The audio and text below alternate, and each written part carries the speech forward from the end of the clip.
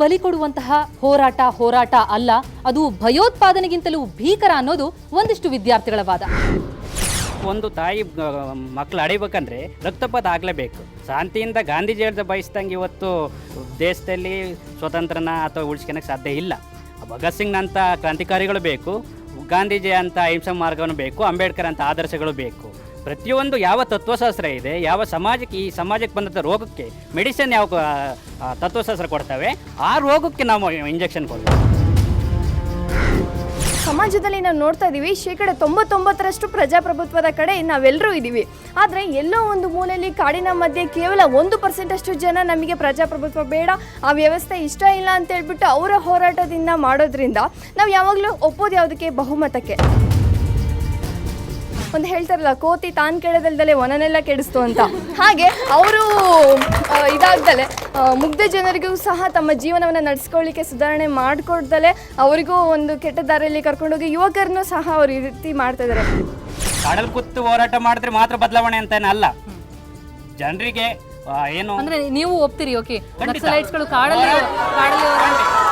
ಖಂಡಿತ ಹೋರಾಟದ ದಾರಿನ ಬದಲಾಯಿಸಬೇಕಾಗಿದೆ.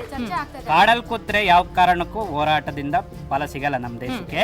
ಮುಖ್ಯವಾಗಿ ಜನತಾ ಬಂಡೇನೆ ಎದ್ದೇಳಬೇಕು. ಯಾಕೆಂದ್ರೆ ಜನತೆಗಳು ಜನರಿಗೆ ಹೋರಾಟದ ಸ್ವರೂಪನ ಕಟ್ಟಿಕೊಟ್ಟು ಜನರ ಮೂಲಕ ಈ ದೇಶದ ವ್ಯವಸ್ಥೆನ ಅಸಮಾನತೆ ಅನ್ಯಾಯವನ್ನು ಹೋಗಲಾಡಿಸಕ್ಕೆ ಸಾಧ್ಯ.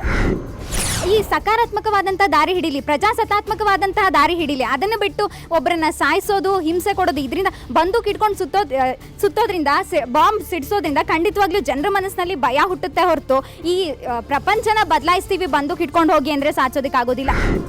ಮೇವು ಹಗರಣ ಆಗಿರ್ಬೋದು, ಏನು ಹೌಸಿಂಗ್ ಹಗರಣ ಆಗಿರ್ಬೋದು, ಆಗಲೇ ರಾಜ್ಯ ಸರ್ಕಾರದ ಸಾಕಷ್ಟು ಹಗರಣಗಳು ನಾವು ನೋಡಿದ್ದೀವಿ. ಇವತ್ತಾಗಲದು ಶಿಕ್ಷೆ ಗುರುಪಡಿಸಬೇಕು ಅಂತೇಳಿ ಇವತ್ತು ಏನು ಇದ್ರೊಳಗೆ ನಡೀತಾ ಇದೆ.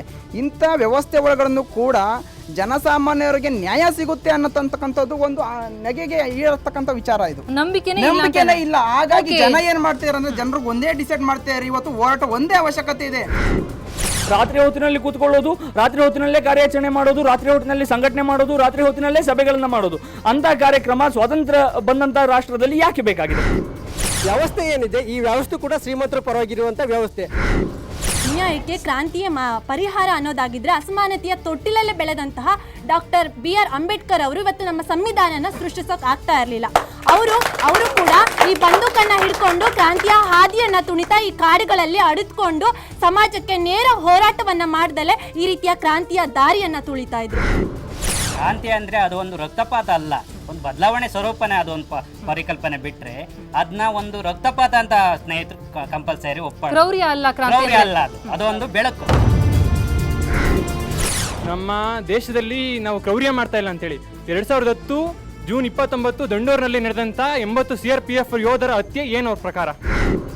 ಇದು ನಕ್ಸಲರು ಮಾಡ್ತಕ್ಕಂಥ ಕಾರ್ಯಾಚರಣೆ ಅಲ್ಲ, ಇದು ಮಾವೋವಾದಿಗಳ ಗುಂಪುದು ಒಂದು ಚಟುವಟಿಕೆ ಮಾಡ್ತಾ ಇದೆ. ಅದನ್ನು ಅರ್ಥ ಸಮರ್ಥನೆ ಮಾಡ್ಕೊಳ್ಬೇಕು ಅನ್ನೋದು ನನ್ನ ಅಭಿಪ್ರಾಯ. ಇವರು ನಕ್ಸಲೈಟ್ಗಳು ನುಗ್ಬಿಟ್ಟು ಬಿಸಿ ಊಟದ್ದು ಎಲ್ಲ ಕಿತ್ಕೊಂಡ್ಬಿಟ್ಟು ಹೋಗಿ ಮಾಡ್ಕೊ ತಿಂತಿದ್ದಾರೆ. ಇದರಿಂದ ಅವ್ರಿಗೆ ತೊಂದರೆ ಆಗಲ್ವಾ ಚಿಕ್ಕ ಮಕ್ಕಳಿಗೆ? ಓಕೆ, ಮಕ್ಕಳ ಊಟವನ್ನು ಕೂಡ ಕಸಲು ತಿನ್ನುವಂಥದ್ದು ಎಲ್ಲಿಯ ಹೋರಾಟ ಅಂತಂತಾರೆ.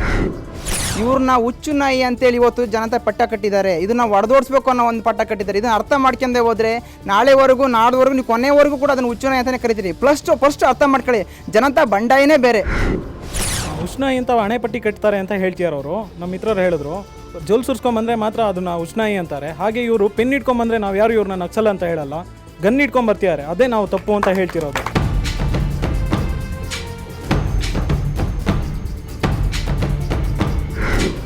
ಶಿಕ್ಷಣದಿಂದ ವಂಚನೆಗೊಂಡಿದ್ದೀವಿ ನಾವು, ಶಿಕ್ಷಣದಲ್ಲಿ ಸಮಾನತೆ ಸಿಗ್ತಿಲ್ಲ ಅಂತ ಮಾತಾಡ್ತಾರಲ್ಲ, ಇಲ್ಲಿ ಪರವಾಗಿ ಮಾತಾಡ್ತಿದಾರಲ್ಲ ಅಷ್ಟು ಜನನ ಕೇಳಿ ಗೌರ್ಮೆಂಟ್ ಸ್ಕೂಲಲ್ಲಿ ಯಾರು ಓದ್ ಬಂದಿಲ್ವಾ? ಆ ಶಿಕ್ಷಣ ಯಾರು ಕೊಟ್ಟಿದ್ದು? ಸರ್ಕಾರ ತಾನೇ ಕೊಟ್ಟಿದ್ದು. ಸಮಾನತೆ ಇಲ್ಲ ಅನ್ನೋ ಮಾತೆಲ್ಲಿಂದ ಬಂತು?